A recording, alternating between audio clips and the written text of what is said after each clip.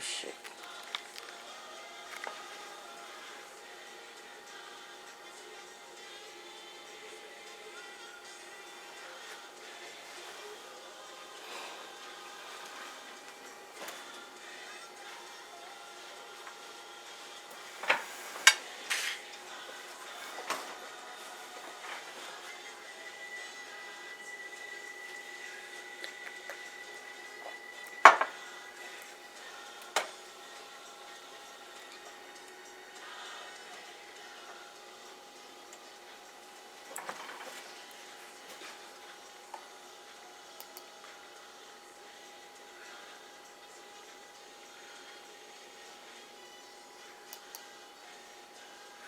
Good afternoon.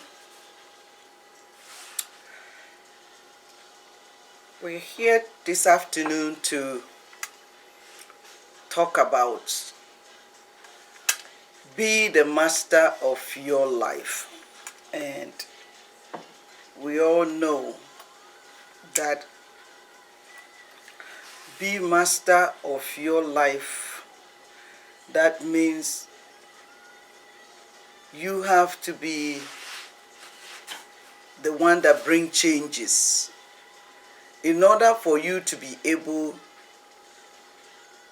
to master your skills, in order for you to be able to help others, you have to be a master of your own life. And being a master of your own life demands that you have to have a change mindset. And having a change mindset goes along with think and operate like the top wealthy leaders. We know that today when you go everywhere, people talk about the 10 wealthy men and wealthy women in the world. To be honest, you are also a wealthy woman and you are also a wealthy man in the world. The difference between you and them who are living it is change of mindset. It's their mindset, the way they see things, the way they think, and the way they live their life. Everybody on the face of the earth is a millionaire, is a billionaire, is a trillionaire. But you cannot walk in it, live in it, if you have a wrong mindset. There was a time I was teaching and I told everybody, I said this thing. I said, everyone in this room is a millionaire. And a lady said, what do you mean? And I said, if you have a pen and pencil, or a pen or a pencil and a paper with you, let's begin from the day you were born to the moment you are sitting with me right now. And let's write down all the money that has been spent on you.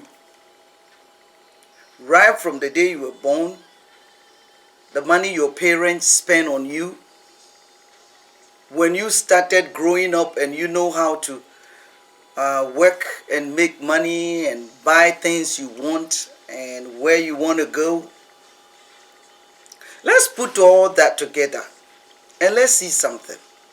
Let's calculate it up to this moment. How much money you have spent in life. So we started making calculations and making budget of what we think some of us might have spent. and just give rough estimate. When we finished the exercise, everybody was shocked how much money that has been spent. Everybody was shocked.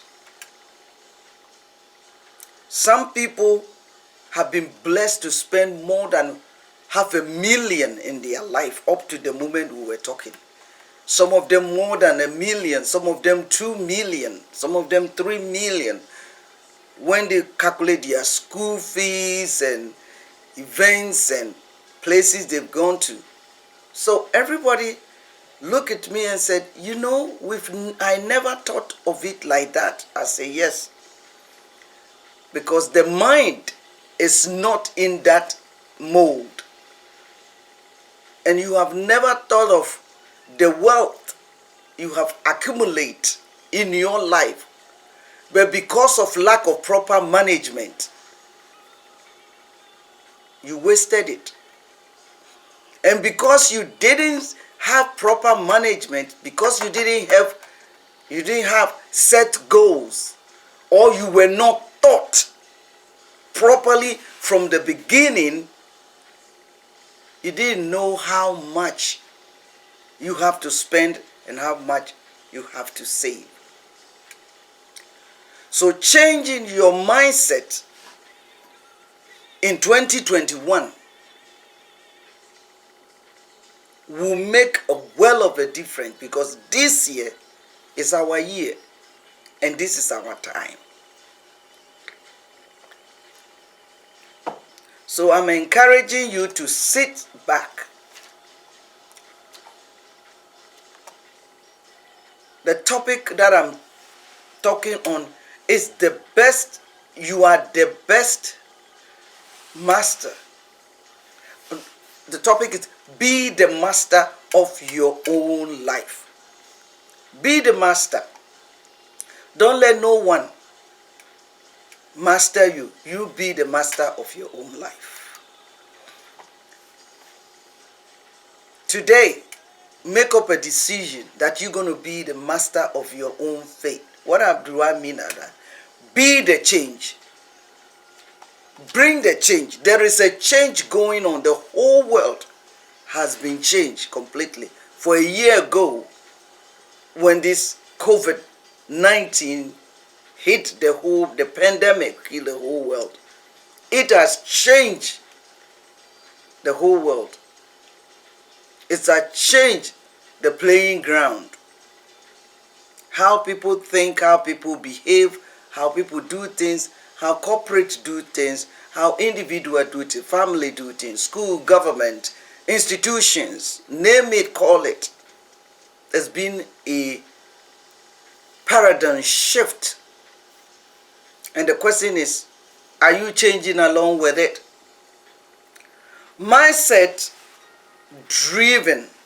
You have to be in a position to have an attitude of mindset driven. You are willing to make a change in your life. You are willing to stop blaming people for your woes, but look deep down inside of you and see where you fall short. Take responsibilities. Be accountable for your own life. Be the driver of the driving seat of your own life, and begin to look straight inside of you, not anybody else anywhere, and make the change. In 2004 was a pivotal time in my life. I was happily married, have business going, everything was fantastic. I was having a ministry thriving. I worked so hard to help my ex-husband to graduate from school, PhD, 5 years, working every night with him in the lab, typing, arranging his dissertation. Work all night. Graduate this man in a flying colors with 3 botanical writings in bombardment of island modification, which is material science, and LSU, United States, in Louisiana State University. After the graduation, I remember when I was throwing a party for him about his achievement, there was one Nigerian student that attended the conference, the meeting, the get-together meeting for my ex-husband. And the man got up to speak, and he told everybody, the audience that were in this get-together. And he turned to my husband, and he looked into my husband's eyes, and he said to my husband, "Husband, this graduation is not for you. This party is not for you. We came here to give congratulations to your wife, because we have seen countless students that came into this campus with their wife, and their wives ran away, couldn't take the pressure. We watched you 5 years. You never took a holiday. Summer holidays, when we go and work outside, you never work outside. Your wife was working day and night, giving you money for transportation, feeding you, and also come at the end in the night when she's supposed to rest and get up and go and work the next day. She sit with you in the lab, processing your paperwork when you are watching the tube and watching the laser beam bombarding the surface of the alloy to remove the particles, to be able to have a good process. And she's in the office typing your work for you night, overnight, and night, every night, day and day, night. We saw her. So this graduation, this certificate is for your wife. We've never seen any woman who has stood behind her husband to achieve this goal. So if you have anything to thank God for, thank your wife. And they told everybody, and they congratulated me. And the meeting was over. This graduation took place in 2000, I think 2000 or 2001. Yeah. And I thought, oh, I have achieved a great thing in my life, so now I have a husband we can live a life with, and we can move on in our lives. So, but 2003, I came back home from children's ministry. We have a big church with children. We have about 30 children that we were raising them up. I put ministers together. This is a story in Houston, Texas. And I was one of the women who stood behind Mayor Lippy Brown and prayed and bring this man into victory in election time. So I have a big ministry. I have a lot of ministers with me as Ministers Association in Houston, Texas. I have a church, I have 30 children. Me and my pastors came together. We opened a food bank to serve the area where there's so much disadvantaged children were living in those days. And when we finish all this, one day I went out Saturday outreach with my children, my group. He picked half of them up and I picked half of them up. As on my way coming home, I had a voice in my mind asking me, if I get home and my husband is not there, what would I do? And you know, as believers, we always rebuke everything. I rebuke it. I said, you devil, get thee behind me. Satan, don't speak to me. I drove. I got to the door. I mean, my apartment where we were living. I pull up the condo. I pull up at the parking lot. We have our special parking. So I put up in the parking lot, and I heard a voice again. If you get into the house and your husband is not there, what would you do? And I'm like, oh, come on, devil. Don't torment me. I park the car. I have to climb the steps. About 12 steps before you get to my door to the house.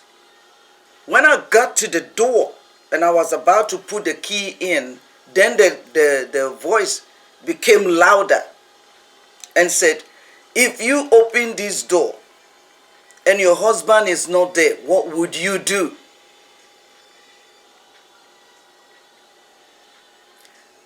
And I said, to God be the glory. And I opened the door. When I opened the door, I stepped into the house.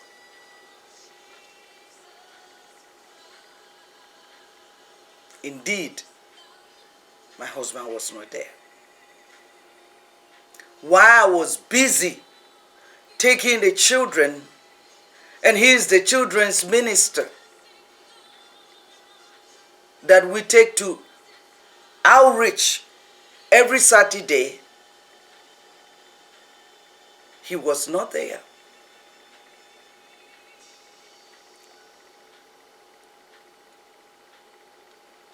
My husband was gone.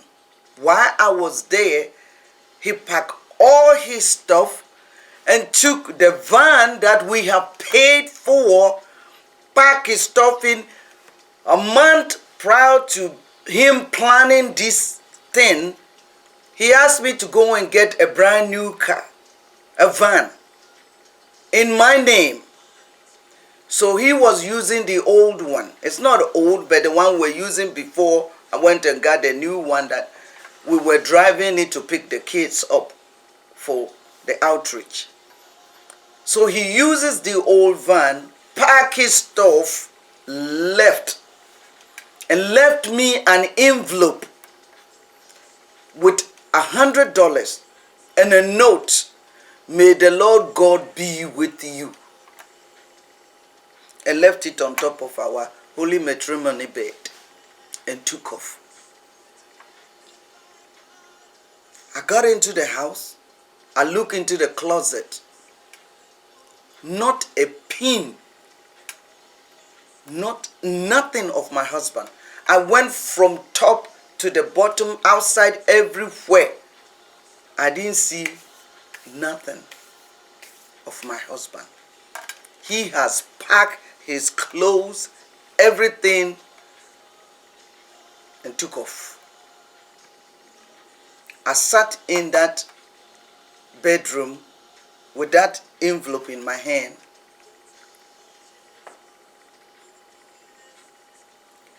And I started boring.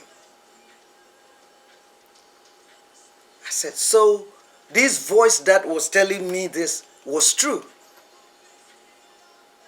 I cried my soul out. And then I heard another voice. That day, she said, wipe your tears, look for him. So I find out, I call people I know, and I call one pastor friend of mine in Atlanta, Georgia.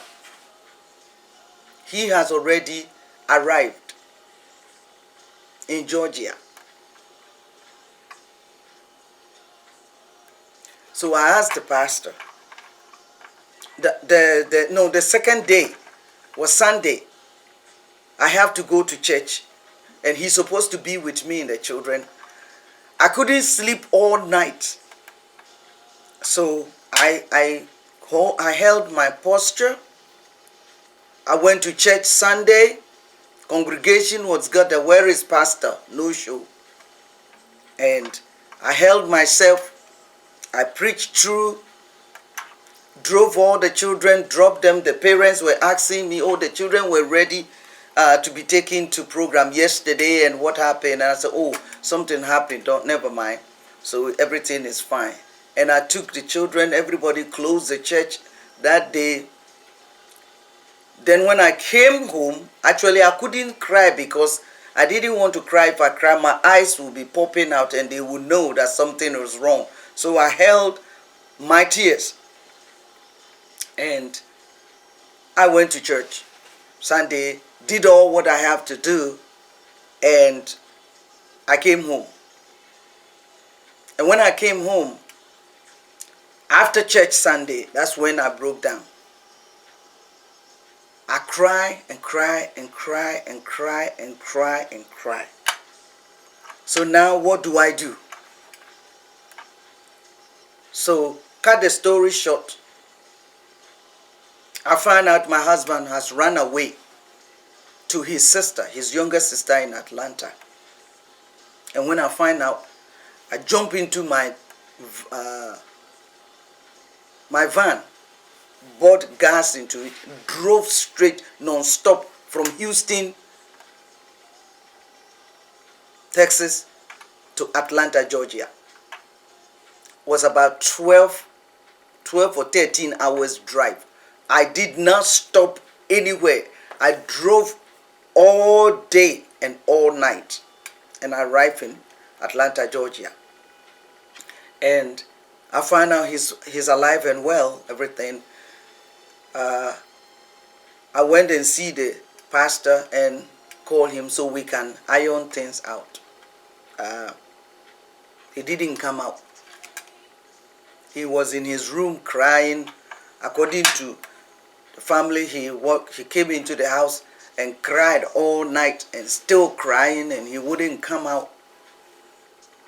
So when I knew that he was okay, I just drove back. So when I came back to Houston, I have choices to make. The choice I have to make is, am I going to allow this thing to stop? I have to deal with this issue. The guy is not coming back. I have a ministry sitting. I have spent all my life, more than 7 years. I spent 5 years helping him to go to school, to graduate. We move. He hasn't got a job, a dream job he wants, and then he took off. So I spent almost 7 years to 8 years of my life with this man and suspended my own education and progress in my life. And I spent 8 years of my life to help this man to become somebody, so that he will start working and I can go back to school to better off my life. But that is not what the story ended. He didn't care about whether I have my education or not. He has got his. He took off. And I haven't even done my graduate studies. Not even talk about masters. Not talking about even thinking of doing anything. One night, I cried my soul out, and as I sit in the room crying, I said to myself, how long are you going to be mourning about this? You spent 5 years typing, doing research for this man. He didn't remember all those hours you spent for him. So why don't you turn this thing around? Set up years ahead of you. and spend those time for yourself. And go back to school.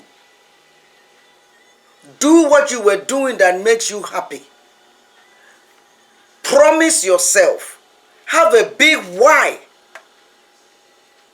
You should change your own life.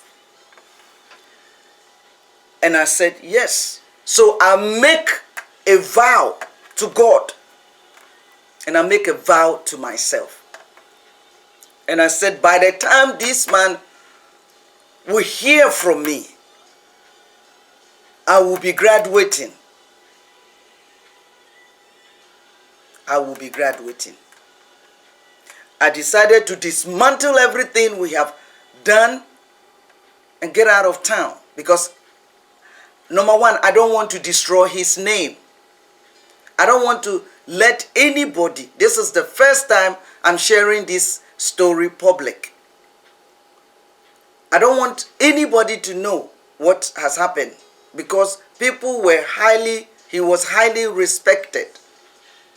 I refuse to let his poor decision destroy the image he has. I didn't tell a friend, I didn't tell nobody. I continued to do the job we were doing, get up in the morning and go and do it, come back home, packing my stuff. I decided to relocate completely. If I relocate and nobody see me and he's not around me, nobody's going to ask me, where is your husband?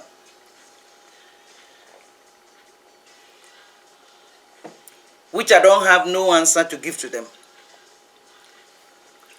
So I relocate, in short. It was the most difficult thing because I have to give away everything we have, especially for the ministry, the computers. We were having computer training for the kids. A big ministry. We have about 3,000 square foot premises that we were using, renting for the children program and for the adult education on computer. And I have to give all those computers out and everything. And I have to move from the apartment where I was because I could not afford to pay the rent. And taking care of the ministry as well. So I move out of the apartment. I said, I have to relocate. So I rented a U-Haul, packed the stuff in it, and drove all the way from Houston back to Virginia. That's where my brother was. I get there. I didn't have nowhere to live. I packed my stuff in the storage and slept in my brother's office for 30 days before I was able to find a job and a place to live. And I decided, here I come. So I started study from there. I started my school. And as the Lord will have it, when I finished my undergrad, when I was writing, I finished my undergrad, I did my master's. So my master's, when I was writing my thesis, I never get angry with him. He made a decision, poor decision. Because he couldn't tell anybody what I did to him while he left. He just crying. That's another story. I don't want to go into it. So, since he doesn't have no reason, I have nothing to hold against him.